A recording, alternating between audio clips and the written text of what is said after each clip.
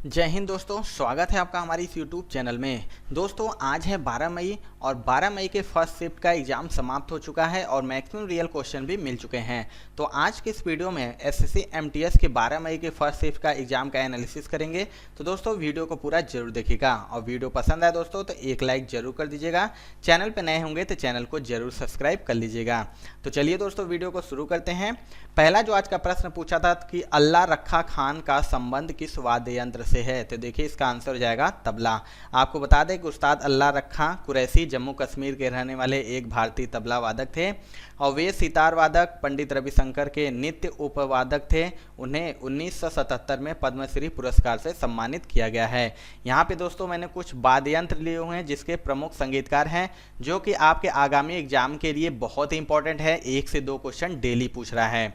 तो देखिए तबला से अगर संबंधित है तो जाकिर हुसैन, अनिंदो चटर्जी, अल्लाह रखा, विक्रम घोष, किशन महाराज, शंकर घोष हैं। बांसुरी से संबंधित है हरिप्रसाद चौरसिया, प्रवीण गोंदखिड़ी, पन्नालाल घोष, शशांक सुब्रमण्यम। शहनाई से हैं बिस्मिल्लाह खान, कृष्णनाम चौधरी, अली अहमद हुसैन। और सरोज से हैं अलाउद्दीन खां, अली अकबर खां, अमजद अली खां, बुद्धदेव दास गुप्ता, बहादुर खान और सरल रानी इत्यादि हैं। एक क्वेश्चन पूछा था दोस्तों कि फूल के आंतरिक भाग को क्या कहते हैं, तो देखिए इसका आंसर हो जाएगा स्त्री केसर। आपको बता दें स्त्री केसर फूल का सबसे भीतरी भाग होता है और यह फूल का मादा भाग है। पुंग केसर फूल का नर भाग होता है। पंखुड़ी फूल का रंगीन भाग है जो इसे एक अनोखा आकार देता है। और बाह्य दल ये फूल के बाहर से जुड़ी हुई पत्ती जैसी संरचनाएं हैं और वे पंखुड़ियों के समान हैं। एक क्वेश्चन पूछा था दोस्तों कि नवंबर 2022 में न्यूजीलैंड T20 सीरीज में भारतीय टीम का कैप्टन कौन था, तो देखिए इसका आंसर हो जाएगा हार्दिक पांड्या। एक क्वेश्चन पूछा था दोस्तों कि शोषण के विरुद्ध अधिकार किस अनुच्छेद में बताया गया है, तो देखिए इसका राइट आंसर हो जाएगा अनुच्छेद 23। आपको बता दें कि शोषण के खिलाफ अधिकार जो है एक मौलिक अधिकार है और शोषण के खिलाफ अनुच्छेद 23 और 24 में है। अनुच्छेद 23 मानव में यातायात निषेध और जबरन श्रम बताता है। अनुच्छेद 24 कारखानों आदि में बच्चों के रोजगार पर प्रतिबंध बताता है। और भारतीय संविधान के भाग 3 में मौलिक अधिकार अनुच्छेद 12 से 35 में निहित है।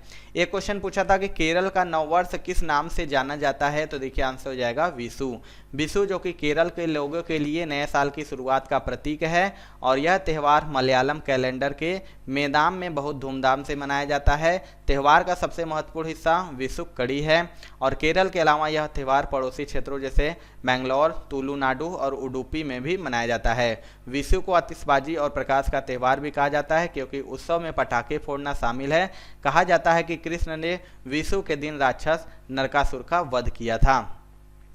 एक क्वेश्चन पूछा था दोस्तों कि दप्पू नृत्य किस राज्य के जनजाति के द्वारा किया जाता है, तो आंसर हो जाएगा आंध्र प्रदेश।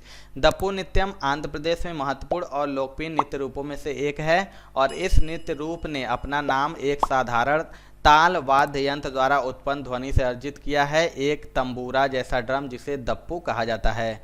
दप्पू नृत्य में प्रयुक्त वाद्य यंत्र हैं तबला, झांझ, हारमोनियम और दप्पू। एक क्वेश्चन पूछा था कि पुरंदर की संधि कब हुई थी, तो देखिए इसका आंसर हो जाएगा 1665 में। जो पुरंदर की संधि हुई थी 1665 में जयसिंह प्रथम और छत्रपति शिवाजी महाराज के बीच हुआ था और इस संधि पर 11 जून 1665 को हस्ताक्षर किए गए। मुगल बादशाह औरंगजेब की ओर से राजा जयसिंह ने हस्ताक्षर किए थे और शिवाजी ने 22 किले सम्राट को सौंपने पर सहमति व्यक्त की, जबकि सम्राट ने राजगढ़ और उसके राजस्व सहित 12 किलों पर शिवाजी के अधिकार को मान्यता दी थी। शिवाजी ने अपने बेटे संभाजी के अधीन शाही सेवा के लिए 5000 सैनिकों की आपूर्ति करने का वादा किया और सम्राट उनके रखरखाव के लिए एक उपयुक्त जागीर देने पर भी सहमत हुआ था। एक क्वेश्चन पूछा था कि एलपीजी स्कीम पहल किस मंत्रालय के द्वारा शुरू किया गया, तो राइट आंसर हो जाएगा पेट्रोलियम और प्राकृतिक गैस मंत्रालय। एक क्वेश्चन पूछा था दोस्तों कि 1773 से 1785 के बीच भारत का गवर्नर जनरल कौन था, तो आंसर हो जाएगा वारेन हेस्टिंग। वारेन हेस्टिंग जो कि 1773 से 1785 तक भारत के पहले वास्तविक गवर्नर जनरल थे और वारेन हेस्टिंग एक ब्रिटिश औपनिवेशिक प्रशासक थे जिन्होंने फोर्ट विलियम जो बंगाल में है के प्रेसिडेंट के पहले गवर्नर के रूप में कार्य किया, जो बंगाल की सर्वोच्च परिषद के प्रमुख थे, इसलिए 1772 से 85 में बंगाल के पहले वास्तविक गवर्नर जनरल भी थे और उन्हें और रॉबर्ट क्लाइव को भारत में ब्रिटिश साम्राज्य की नींव रखने का श्रेय दिया जाता है। एक क्वेश्चन पूछा था कि लौह स्तंभ कहाँ पर स्थित है, तो देखिए लौह स्तंभ जो है नई दिल्ली में स्थित है। नई दिल्ली के मेहरौली में स्थित लौह स्तंभ स्तंभ भारतीय शिल्पकारों के कौशल का एक उल्लेखनीय उदाहरण है। यह 7.2 मीटर ऊंचा और 3 टन से अधिक वजन का है। यह लगभग 1500 साल पहले बनाया गया था। खंबे पर एक शिलालेख है जिसमें चंद्र नामक एक शासक का उल्लेख है जो संभवतः गुप्त वंश के थे। आश्चर्यजनक है कि इन सभी वर्षों में लौह स्तंभ पर जंग नहीं लगी, क्योंकि इसकी वजह इसकी जंग प्रतिरोधी रचना है। एक क्वेश्चन पूछा था कि भारत के सुप्रीम कोर्ट से संबंधित अनुच्छेद कौन सा है, तो देखिए आंसर हो जाएगा अनुच्छेद 124। भारतीय संविधान का 124 अनुच्छेद सर्वोच्च न्यायालय की स्थापना और गठन से संबंधित है और संविधान के भाग 5 में अनुच्छेद 124 से 147 सर्वोच्च न्यायालय के संगठन, स्वतंत्रता, अधिकार क्षेत्र, शक्तियों की प्रक्रियाओं से संबंधित हैं। एक क्वेश्चन पूछा था दोस्तों कि शीतकालीन ओलंपिक 2022 में एकमात्र क्वालिफाई भारतीय खिलाड़ी कौन है, तो देखिए इसका राइट आंसर हो जाएगा मोहम्मद आरिफ खान, जो कि जम्मू और कश्मीर के रहने वाले हैं। स्थित अल्पाइन स्कीयर जो हैं मोहम्मद आरिफ खान 2022 के शीतकालीन ओलंपिक के 2 अलग अलग आयोजकों के लिए क्वालिफाई करने वाले पहले भारतीय एथलीट हैं। एक क्वेश्चन पूछा था कि प्रार्थना समाज की स्थापना कहाँ पर हुई थी, तो देखिए ये क्वेश्चन बहुत बार रिपीट हो रहा है, कल भी ये क्वेश्चन रिपीट हुआ था। तो प्रार्थना समाज की स्थापना हुई थी मुंबई में और प्रार्थना समाज भारतीय नवजागरण के दौर में धार्मिक और सामाजिक सुधारों के लिए स्थापित समुदाय है। इसकी स्थापना आत्माराम पांडुरंग, महादेव गोविंद रानाडे तथा इतिहासकार आरजी भंडारकर के द्वारा बंबई में 31 मार्च 1867 को की गई थी।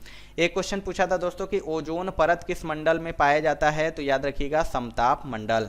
समताप मंडल क्षोभ सीमा के ऊपर पाया जाता है और 50 किमी की ऊंचाई तक फैला है। समताप मंडल की एक महत्वपूर्ण विशेषता यह है कि इसमें ओजोन परत होती है और यह परत पराबैंगनी विकिरण को अवशोषित करती है और ऊर्जा के तीव्र हानिकारक रूप से पृथ्वी पर जीवन को कवच प्रदान करती है। एक क्वेश्चन पूछा था दोस्तों कि भारतीय सीमा पर सड़क कौन सा संगठन बनाता है, तो आंसर हो जाएगा BRO यानी सीमा सड़क संगठन। बात करें सीमा सड़क संगठन की, इसका स्थापना हुआ था 7 मई 1960 को भारत की सीमाओं को सुरक्षित करने और देश के उत्तर और उत्तर पूर्व राज्यों के दूरदराज के क्षेत्रों में बुनियादी ढांचे के विकास के लिए किया गया था। पहले BRO शिपिंग एवं भूतल परिवहन मंत्रालय के अधीन था। एक क्वेश्चन पूछा था दोस्तों कि फातिमा शेख का संबंध किससे है, तो देखिए आंसर हो जाएगा प्रथम मुस्लिम महिला अध्यापक। आपको बता दें फातिमा और सावित्रीबाई फुले ने मिलकर समाज में शिक्षा के प्रचार प्रसार के लिए काम किया और यह फातिमा शेख थी जिन्होंने हर संभव तरीके से सावित्रीबाई का दृढ़ता से समर्थन किया था। फातिमा शेख ने सावित्रीबाई फुले के साथ उसी स्कूल में पढ़ाना शुरू किया था। एक क्वेश्चन पूछा था कि देश में उत्पादित वस्तुओं पर लगाए गए कर को क्या कहते हैं, तो देखिए आंसर हो जाएगा उसका उत्पादन कर। एक क्वेश्चन पूछा था कि बांदीपुर राष्ट्रीय पार्क कहाँ पर स्थित है, तो देखिए इसका आंसर हो जाएगा कर्नाटक। जो बांदीपुर राष्ट्रीय उद्यान है कर्नाटक में स्थित है और इसकी स्थापना 1974 में हुई थी। यह नीलगिरी जीव मंडल का हिस्सा है और बाघों के साथ भारत में बाघों की तीसरी बड़ी सबसे आबादी भी है बांदीपुर रिजर्व में।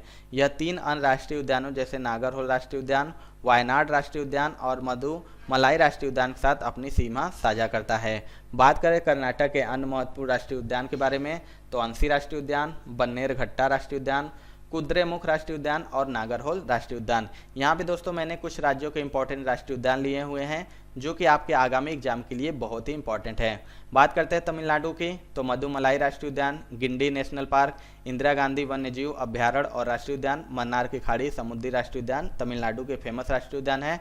उड़ीसा का राष्ट्रीय उद्यान है सिमलीपाल राष्ट्रीय उद्यान, भीतरकीना राष्ट्रीय उद्यान। छत्तीसगढ़ के हैं गुरु घासीदास संजय राष्ट्रीय उद्यान, इंद्रावती राष्ट्रीय उद्यान और कांगेर घाटी राष्ट्रीय उद्यान। एक क्वेश्चन पूछा था दोस्तों कि जनसंख्या घनत्व कैसे मापते हैं, तो देखिए जो जनसंख्या घनत्व मापते हैं प्रति किलोमीटर स्क्वायर। आपको बता दें कि 2011 जनगणना के अनुसार भारत का जनसंख्या घनत्व जो है 382 व्यक्ति प्रति वर्ग किमी दशकीय है और इसका दशकीय वृद्धि कितना है, तो 17.72%। एक क्वेश्चन पूछा था दोस्तों कि पद्मावत किसने लिखी थी, तो देखिए इसका आंसर हो जाएगा मलिक मोहम्मद जायसी। आपको बता दें पद्मावत मलिक मोहम्मद जायसी द्वारा लिखी गई है और मलिक मोहम्मद जायसी हिंदी साहित्य के भक्ति युग की निर्गुण प्रेमाश्री धारा के कवि हैं। वह उत्तर प्रदेश के जैस के रहने वाले थे। उनके नाम में जायसी शब्द का प्रयोग उनके उपनाम के रूप में किया जाता है। उनकी 21 रचनाओं का उल्लेख मिलता है, जिसमें पद्मावत, अखरदान, आखिरी कलाम, कहरनामा, चित्रलेखा आदि प्रमुख हैं। उन्हें पद्मावत ग्रंथ से प्रसिद्धि मिली। इसकी भाषा अवधी है और इसकी रचना शैली दोहा चौपाई पद्धति है, प्राचीन काल के कवियों को प्रभावित किया है। तो दोस्तों ये थी आज की यानी 12 मई की फर्स्ट शिफ्ट में पूछे गए रियल क्वेश्चन। आपको ये वीडियो कैसी लगी कमेंट करके जरूर बताइएगा। वीडियो पसंद आएगा दोस्तों तो एक लाइक जरूर कर दीजिएगा। चैनल पर नए होंगे तो सब्सक्राइब करके बेल बटन जरूर दबा लीजिए। तो मिलते हैं दोस्तों अपने अगले वीडियो में, तब तक के लिए जय हिंद।